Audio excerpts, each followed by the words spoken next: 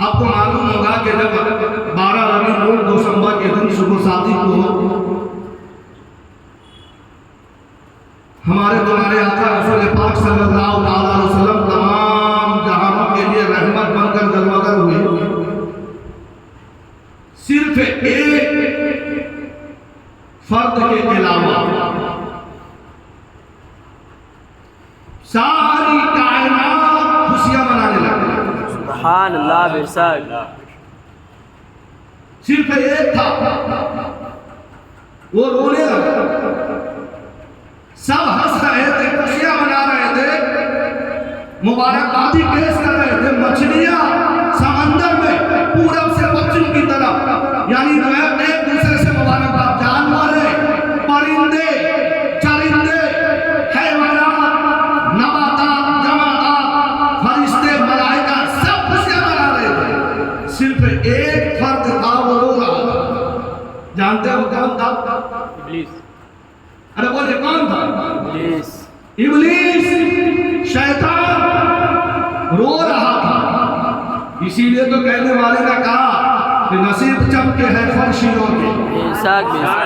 फर्शियों का माना क्या है? जमीन वाला, फर्श कहते हैं जमीन को। नसीब चमके है फर्शियों के कि अर्श के चांद आ रहे हैं। सुभान अल्लाह। अर्श से जब अगर हो रहे हैं तो ये जमीन वाले तो के नसीब तो चमके कि नहीं चमके? बेशक। नसीब चमके हैं फर्शियों के कि अर्श के चांद आ रहे हैं झलक से जिनके फलक है। बेशक। सुभान अल्लाह। वो शम्स तशरीफ ला रहे हैं। बेशक। सुभान अल्लाह। सुभान अल्लाह। निसार तेरी चहल पहल पर। सुभान अल्लाह। ये तो हम अपायद हो गए, हम गूंगे बन गए, हम बोबड़े हो गए, हम भिखारी बन गए कि हमारे अंदर में कोई चहल पहल नहीं है। हाँ, जिस दिन उलादत का सब होगा ना, जब मस्जिद में लोग आमद मुस्तफ़ा का इंतजार करके दरूद शरीफ पढ़ रहे होंगे ना, उसी वक्त उन्होंने कुछ लोगों का टांग यानी ताकत आ जाएगी, कोई बम फोड़ता नजर आएगा, कोई भाई का हंगामा बताता नजर आएगा। लेकिन अभी सीरत पाक सुनने के लिए मौका नहीं मिलेगी। कान में बरू हो गए होंगे, पेट में गैस भर गया होगा, बीपी हाई हो गई होगी, नींद नहीं आ रही होगी। तो मोहतरम हज़रात, जब हमारे आका जलवागर हुए, पूरी कायनात खुशियां मना रही थी, सिर्फ एक दर्द रो रहा था। कौन? उसका नाम क्या है? इब्लीस, जिसको शैतान कहते हैं। जब शैतान भाड़े मार के रोने लगा, उसके जुर्रियात समझते हैं, चेहरे चमकने, उसके मतलब के औलाद, उसके जुर्रियात, उसके मुरीद, उसके चाहने वाले सब घेर गए। बोले अरे क्या हो गया, क्यों रो रहे थे? ना वो पैदा हो गए, सुभान अल्लाह, वो पैदा हो गए, उनकी उम्मती दुनिया में गुनाह करेगी, लेकिन बरोज़ क़यामत उस सजदे में सर रख कर अल्लाह को राजी करेगा। उस वक्त तक वो सर उठाने वाला नहीं है जब तक उसके चाहने वाले, उसके मिलाद मनाने वाले, उस पर दरूद पढ़ने वाले, उसकी तारीफ करने वाले, उसके नक्शे कदम पर चलने वाले को जब तक जन्नत में दाखिल नहीं करेगा, वो उस वक्त तक सर नहीं उठाएगा। सुभान अल्लाह। वही आ गया है, इसीलिए बोला। तो मोहतरम हज़रात, का पता क्या चला? नबी के मिलाद से, नबी के पैदाइश, नबी के तज़किरा से वही होगा जो उसका शैतान का जुर्रियत होगा। लोग कहते हैं कि अरे यार बरेली वाले को क्या हो गया है? 12 रबीउल को नबी का पैदाइश मनाते हैं और उसी 12 रबीउल अव्वल को तो नबी का पर्दा भी हुआ है। बेशक हम इनकार नहीं करते। 12 रबीउल अव्वल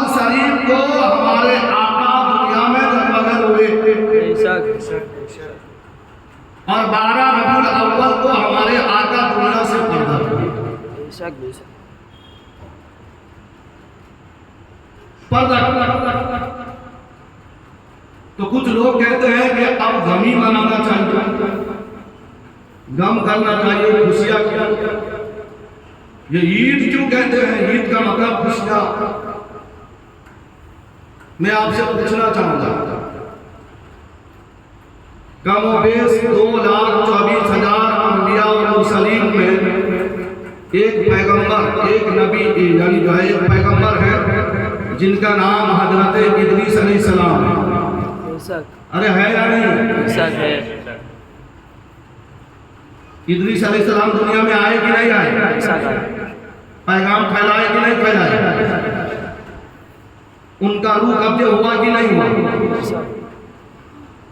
रूह कब्जे हुआ। आज मैं आपसे सवाल करता हूं, कल आप किसी भी बड़े मुफ्ती से जाकर पूछ के आके कल बताना कि अभी इदरीस अलैहिस्सलाम जिंदा है या नहीं? बेशक। अरे सुभान अल्लाह, सुभान अल्लाह। रूह निकाल ली गई। हजरत इदरीस अलैहिस्सलाम के जिस्म से, अरे बोलिए, रूह निकाली गई।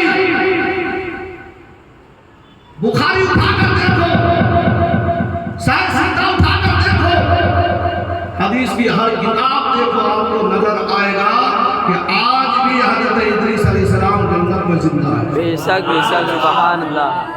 आज भी जिंदा है, मरे नहीं। मैं आपसे पूछना चाहूंगा, अल्लाह ताला ने इदरीस अलैहिस्सलाम को किसके मुंह से बनाया? अरे बोलिए, किसके नूर से बनाया? मेरे नबी फरमाते अल्लाह ने सबसे पहले मेरे नूर को पैदा फरमाया, मेरे नूर से सारे मखलूक को बनाया। उसमें हजरत नूह अलैहिस्सलाम भी आ गए, उसमें हजरत आदम अलैहिस्सलाम भी आ गए, उसमें हजरत इब्राहिम अलैहिस्सलाम भी आ गए, उसमें हजरत दानियाल भी आ गए, हजरत इस्माइल भी आ गए, और हजरत इदरीस भी आ गए, हजरत लुकमान भी आ गए। सुभान तो जब अल्लाह ताला ने हजरत इदरीस अलैहिस्सलाम को मेरे मिलाद वाले मुस्तफा के रूप से बनाया, आज वो जिंदा है। बेशक। तो जिसके नूर से बनाया गया वो नूरी मखज़न कैसे पूरा हो? बेशक बेशक सुभान अल्लाह। बात समझ में आ रही है? बेशक। जब इदरीस अलैहिस्सलाम जिंदा, तो जिस नूर से इदरीस बनाए गए वो नूर कैसे मुर्दा हो सकता है? लेकिन मेरे नबी को मुर्दा यानी सोचने और गुमान करने वाला का दिल मुर्दा हो सकता है, वो मुर्दा हो सकता है। लेकिन जो नबी का चाहने वाला होता है वो तो बरेली में बैठ कर कहता है कि तू जिंदा है अल्लाह, तू जिंदा है अल्लाह, मेरी तस्वीर आलम से छुप जाने वाले, जब मुझसे बातें हैं सब जाने वाले, मेरा दिल भी चमका दे जब जाने वाले, रहेगा ही उनका जब जा रहेगा, बड़े काम हो जाए जब जब जब।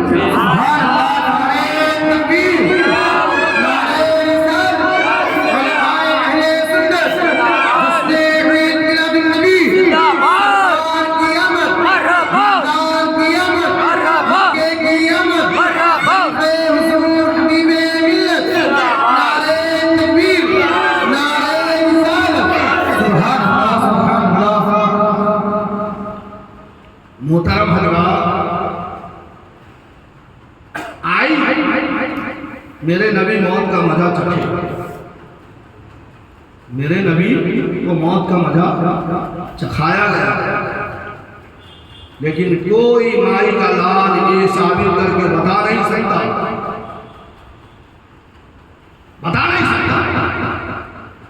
कि मेरे नबी के रूह मुबारक कहाँ पे है।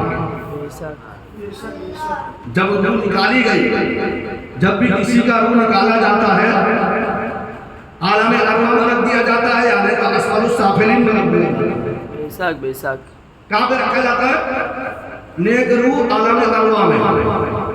जहां से रूह अल्लाह ने जो रूह का दुनिया बनाया है, हालात ये रूह के बारे में भी किताब निकला है, रूहों की दुनिया। बेशक सुभान अल्लाह। हाँ प्यारे, वही ऐसा ही मतलब कि जो है ना सड़क छाप किताब लेके पढ़ के कोई आलिम नहीं बनता है। 12 साल तक अपने माँ बाप की मोहब्बत को कुर्बान करके दारुल उलूम के दाल रोटी खाने के बाद वहाँ कुछ चीटा मिलता है। मेरे गाँव से बात तो मदरजात वही पैदा हुए, लेकिन 25 साल बगदाद के जंगल के पत्ते खाते खाते मारे। बेशक बेशक सुभान अल्लाह। कितने साल? 25 साल। 25 साल। ये इल्ला चिल्ली करने से थोड़ा कोई आलिम बन जाता है। आलिम बनने के लिए बाबुल इल्म को अपना रहनुमा मानना पड़ेगा। बेशक बेशक सुभान अल्लाह। इल्म का दरवाजा कौन है? हज़रत अली। बोलिए कौन है? हज़रत अली। अली, हज़रत अली। सुभान अल्लाह। छोटे छोटे बच्चे को बाबुल इल्म कौन है? मेरे नबी ने इल्म का दरवाजा किसको करार दिया है? हज़रत अली। अली खुद आगे वली है। बेशक। तो जो वली को मानेगा वही आलिम बनेगा। बेशक। हम वली को मानते हैं कि नहीं मानते? बेशक मानते हैं। इसीलिए हर अहले सुन्नत में ही अगर कोई बच्चा मकतबे फिक्र में हो रहे, अपने मोहल्ले के मदरसा में 2 घंटा का पढ़ता हो रहे, फिर भी उसको जो है हदीस बुखारी शरीफ की हदीस मानते हैं। बेशक बेशक सुभान अल्लाह। क्योंकि एक मरतबा एक देहाती अजमेर शरीफ गया, जिस टाइम में जन्नती दरवाजा खुलता है। अब वो गया तो उसके पीछे पीछे झोला झक्कल लेके चलने वाले जो भोपाल दिल्ली भाग जाते हैं ना बहकाने के लिए, क्योंकि वो जुर्रियत है ना, इब्लीस की जुर्रियत, बहकाने के लिए ऐसे ही डायरेक्ट कोई डाकू बन के आएगा ना, वो डकैती नहीं कर सकता। शैतान भी हजरत आदम अलैहिस्सलाम को बहकाया था। लंबा लंबा दाढ़ा रख के ऊंचा टोपी कोला, यानी हदीस में आया है कोला, ऊंची कोला यानी ऊंची टोपी पहनकर हाथ में तस्वीर लेकर हजरत अबू बकर रज़ियल्लाहु ताला अन्हु के पास में पहुंचा। बोला वो जो सदर ममनुआ जो है ना, अल्लाह ने मना कर दिया है ना, वहां जाने के लिए मना किया है। जानते क्यों? सबसे पहले झूठ कौन बोला? सबसे पहले शैतान झूठ बोला है। और जो शैतान का जुर्रियात होगा वही झूठ बोलेगा। कहा कि वो दाना खा लोगे ना, कभी जन्नत से निकाले नहीं जाओगे। अब औरत जो होती है नाकिसुल अक्ल, उनकी अकल कम होती है, और वो जिस चीज पर अड़ जाती है, जब तक अपने शौहर से वो काम नहीं करवा लेती उनको सुकून मिलता ही नहीं। जैसा ही हज़रत आदम अलैहिस्सलाम जन्नत के सैर करके आए, एक बाबा जी आए थे, है ना। हमारे कौम भी आज बाबा जी के चक्कर में बहुत पड़ी है, न नमाज न रोजा, बस बड़े बड़े दाना का तस्बीह गले में डाल लिया, 10 उंगली में यानी हरामदारी किया, यानी अंगूठी पहनकर। मेरे नबी ने सिर्फ एक अंगूठी पहनने का इजाजत दिया, नूर वाले आका ने, जिसका हम मिलाद मनाते हैं। मर्दों को कितने अंगूठी पहनने के लिए दिया? कहा मेरे आका ने। और आज अगर मैं 10 उंगली में अंगूठी पहनूं तो फिर मैं किसका इताअत कर रहा हूं? रसूल का या गैर रसूल का? अल्लाह ताला फरमाता कि रसूल की इताअत करो, अतीउल्लाह व अतीउर रसूल। अब 10 उंगली पैर में अंगूठी पहनना ये रसूल का नाफरमानी है या नहीं?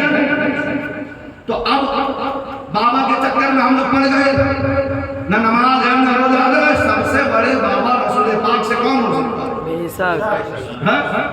कभी मेरे आका ने सहाबा को नमाज छोड़ने का हुक्म दिया? अरे एक मरतबा सफर में थे तो हजरत मां आयशा सिद्दीका तैयबा ताहिरा रज़ियल्लाहु ताला अन्हा का पाजे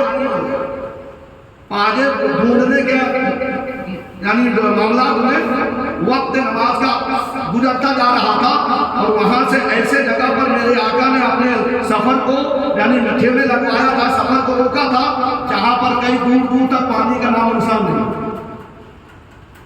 पानी का सहाबा बेकरार हो गए, या रसूल अल्लाह, अब हमारा नमाज आएगी, पानी तो आए नहीं, करेंगे तो क्या करेंगे, करेंगे तो क्या करेंगे। अभी सहाबा परेशान में है, इसलिए नमाज पढ़ने के लिए, सुभान अल्लाह, नमाज के लिए बेकरार हैं कि पानी तो आए नहीं, वजू कैसे करेंगे। तो मुस्तफ़ा जाने रहमत सल्लल्लाहु ताला अलैहि वसल्लम तस्कीन दे रहे हैं, यानी तस्कीन समझते हैं कि अरे घबराओ नहीं, अल्लाह हमारे साथ में, हमें कोई ना कोई जरिया हो जाएगा। इसीलिए तो आला हज़रत फरमाते हैं कि जिसके तस्कीर से रोते हुए हंस पड़े, बेशक सुभान अल्लाह, उस तबस्सुम की आदत पे लाखों सलाम। बेशक सुभान अल्लाह। तो जैसा ही मेरे आका ने सहाबा को तस्कीन देने लगे तो फौरन हज़रत जिब्रील अलैहिस्सलाम आयत तयम्मुम लेके आ गया। सुभान अल्लाह। या रसूल अल्लाह सल्लल्लाहु अलैहि वसल्लम, अल्लाह आपको सलाम पेश करता है और इरशाद फरमाता है कि कई कई दूर तक अगर पानी नहीं है तो लिहाजा पाक मिट्टी से तयम्मुम करके सहाबा को इजाजत दे दो, नमाज पढ़ो। बेशक सुभान अल्लाह। तो मेरे प्यारे आका अलैहिस्सलाम के प्यारे दीवाने, तो आज हम नकली बाबा के पीछे पड़ गए, तो शैतान भी जो है बाबा बन के गया, कहने लगा, क्या कहने लगा कि वो सदर ममनुआ जो है, अल्लाह ने कहा कि इरशाद फरमाया वहां जाना मत, खाने के लिए मना नहीं किया है, लेकिन वो इसके लिए जाने के लिए मना किया कि जब जाओगे तो खा लोगे। अब जब खा लोगे तो जन्नत से निकाले जाओगे ही नहीं। बहुत बड़ा जन्नत का ठेकेदार था, तो डुप्लीकेट सर्टिफिकेट लेकर जो है मलाइका यूनिवर्सिटी का प्रिंसिपल बन गया था। अरे बोलिए, शैतान जो है ना, शैतान उसका बहुत सारे लक़ब है। आप उसका लक़ब मुत्तकी भी है, जाहिद भी है, आमिल भी है, क्या है, दारिम भी है, लेकिन कहीं आप दिखा नहीं सकते वो आलिम है ही नहीं। बेशक बेशक। अगर उसके पास इल्म होता तो गुमराह नहीं होता।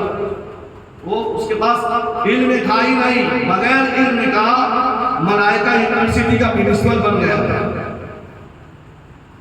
और अभी उत्तर प्रदेश में भी होता है ना, बहुत सारे ऐसे मदरसा में जायजा लिया जा रहा है, लोग मतलब कि तनख्वाह लेते हैं, सरकारी तनख्वाह लेते हैं, लेकिन वहाँ पर पढ़ाई कुछ नहीं होती है। बात समझ रहा है? तो सुधर जाओ प्यारे, सुधर जाओ। अल्लाह ताला ने हमें पाक पैदा किया है, हमेशा पाक रोजी पर गुजारा कर। बेशक। तो अब उसने बहका दिया, झूठ बोला।